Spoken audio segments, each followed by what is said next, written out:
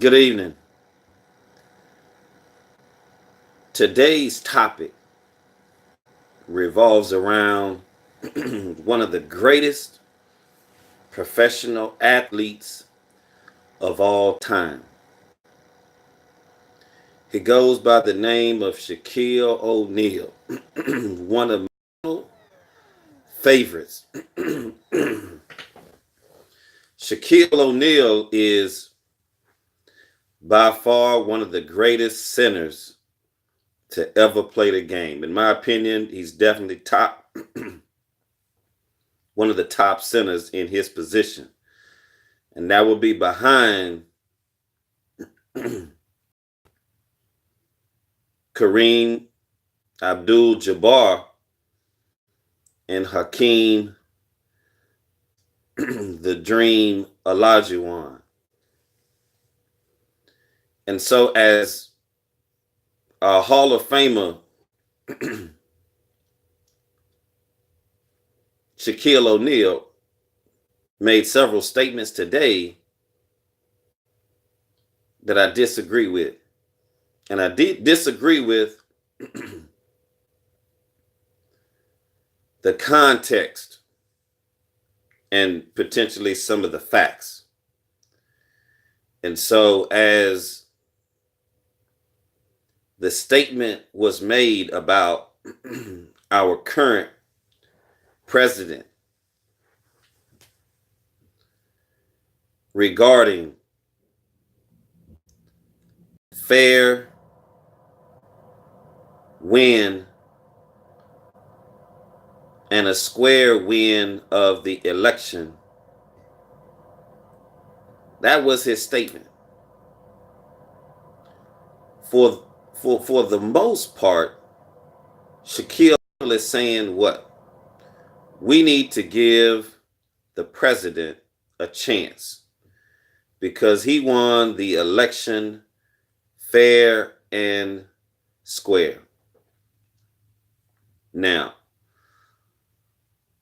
when you take into account making a statement like that, looking at the context of who are you as an expert? Hands down, he's an expert on basketball. He's an expert on his position, which is a center. He's not an expert on free throws. He is not an expert on politics. He's not an expert on understanding the international institutions, the socio-political, cultural, technological changes, context by which it is not easy as you would believe. First and foremost, understanding the power of your words, understanding the followers who listen to every bit of message and information that comes out of your mouth. You are a role model, whether you like it or not. In my opinion, you're considered a family friend. My opinion is that steel sharpens steel. Steel sharpens steel because you are considered what? The man of steel, correct? And so, however, my brother making a statement like that regarding the president. So for me, if you're going to stand out on something or someone, when have you made a statement about what needs to change in education reform? What do we need to change with our communities where blacks are killing blacks? What have you done with regard to, because I know you would have liked to become a police officer. How can you help shape the lives of many of our brothers and sisters that are fighting against police brutality? We need you to be a leader in those issues because they are a priority.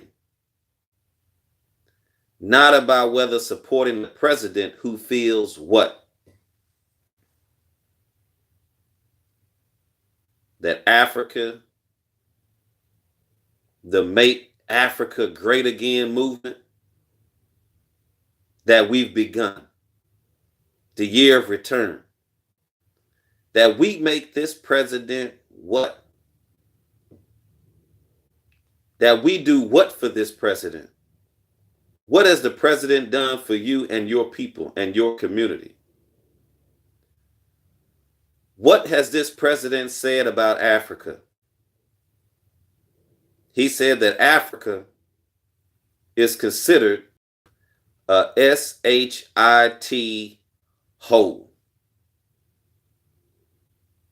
And because I'm a gentleman, I don't like to use all that same language that other people use, because it is the frequency by which that you internalize.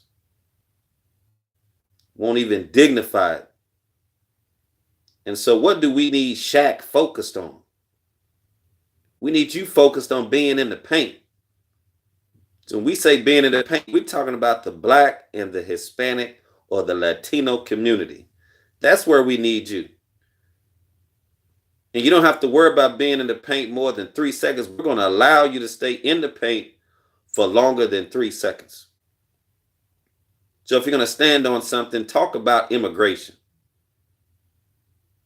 Talk about being in the paint on immigration. So stay in the paint on that particular issue for more than 3 seconds. People will believe that you are the man of steel.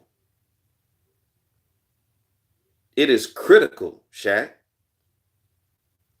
that we have an understanding on the power of the words that you have when you're talking about politics, when you're talking about supporting a president that has broken many domestic and international laws. We have to say you are incorrect with that position. You can believe that can be your opinion, but it doesn't mean that you are correct in that.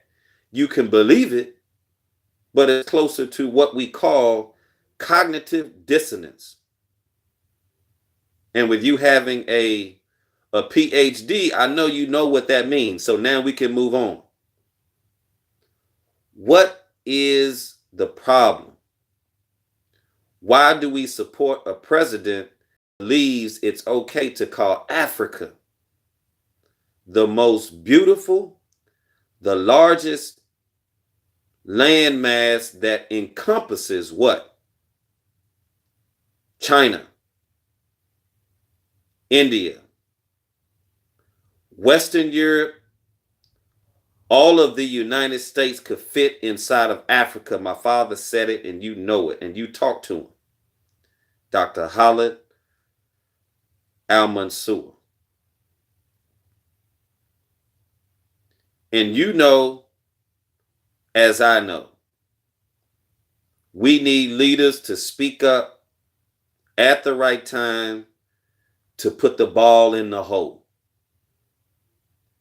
So in basketball, you run down the floor, but you got to make sure that you can get to your spot so that you can dunk the ball. And so right now, we need you to focus on helping the Black and brown communities with police brutality. We need for you to be the liaison between both sides. We need for you to be the liaison between Colin Kaepernick and the NFL owners. We need for you to be the liaison between the Black community, the Latino community, and all of sports. We need for you to stand up and take your rightful position of leadership, but it can't be one where you are asking the people who've done their due diligence on this president, who has broken many of the campaign laws, to come out and say, give this man a fair chance because he won the election fair and square.